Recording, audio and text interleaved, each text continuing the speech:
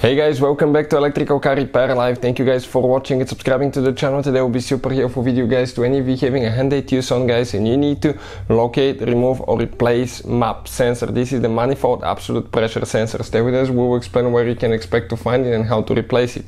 Now if you have a non-turbo engine you have one MAP sensor. If you have a turbo engine most of the times you have two sensors. One is known as a T-MAP, the other one is known as a MAP sensor. T-MAP is the turbo MAP on the turbocharged pipe and the other one is on the intake manifold. We'll explain about naturally aspired engine, non-turbo engine, so it should work on multiple generation Hyundai Tucson. Before we start, let me tell you a little bit about us guys. Every single car we get at the garage, we try to take them completely apart and make at least 200 to 300 free repair videos. Why we do that? Simply because our mission in the shop is to save you as much money as we can. All we need guys in return, please subscribe to the channel, like the video, that way we can keep providing this free information to you.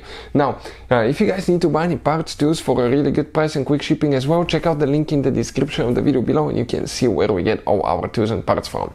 So this right here guys is a 2.4 GDI engine out of this Hyundai Tucson, and if you look at it guys, okay, when you open the hood of your vehicle you will face the engine this way. That's your intake manifold right here. That's where the car gets its air and fuel from. So if you look down guys, okay, let me show you now right here. If you look down this way, you come right here, okay, next to the throttle body guys, but on the intake manifold you have that sensor. This is known as a it's known as a MAP sensor or manifold absolute pressure sensor guys.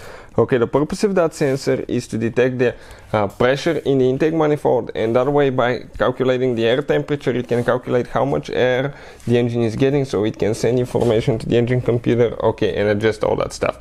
So in order to remove it, 10mm socket guys, you need to remove that bolt right there,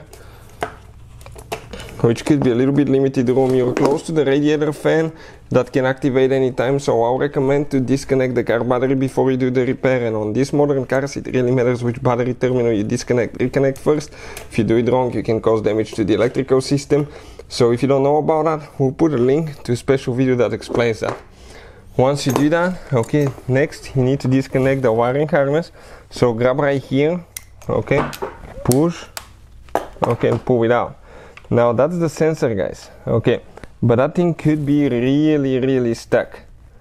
Why? Okay, because it has an O-ring.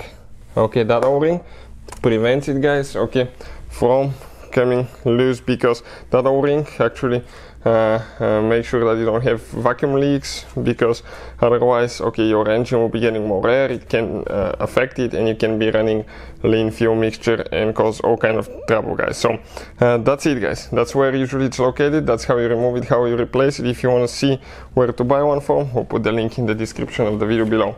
Thank you for watching and see you guys next time.